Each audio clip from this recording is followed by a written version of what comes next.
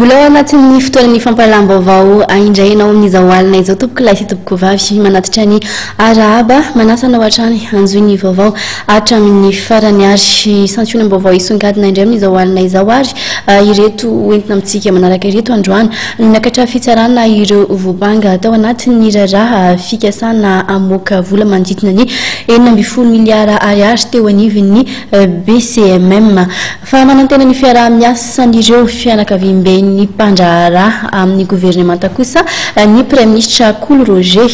fantatra moa zany ny atao anatin'ny fandraisam-pitenenana nataony nandritra ny amikamany tanterahina tamin'ity androany ity mangataka kosa ny fialan'ny PDS ny tanànan'ny Fianarantsoa Andriamatoa Petry Rakotoniaina ireo mpiasan'ny commune any Antoerana avetrany ary isika dia hiditra ao anatin'ny votoatin'ny vaovao izay mahakasika ny raharaha fikasana amoaka vola mitetina 9 miliara ariary teo anivon'ny bureau des cadastres miniers de Madagascar na BCMM izay indrindra ary raha ny taona 2024 teo moa no nitrangany ity raharaha ity dia tamin'ity androany ity ary niakatra fitsarana izay raharaha izay ndeo arahantsika avetrany andindinina izay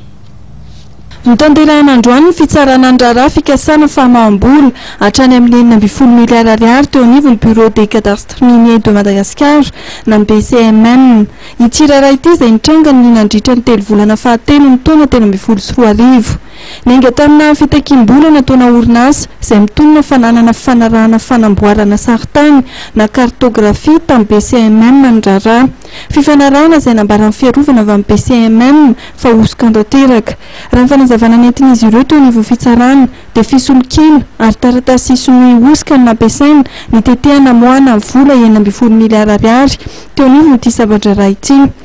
tsy dia ampy le zany na hoe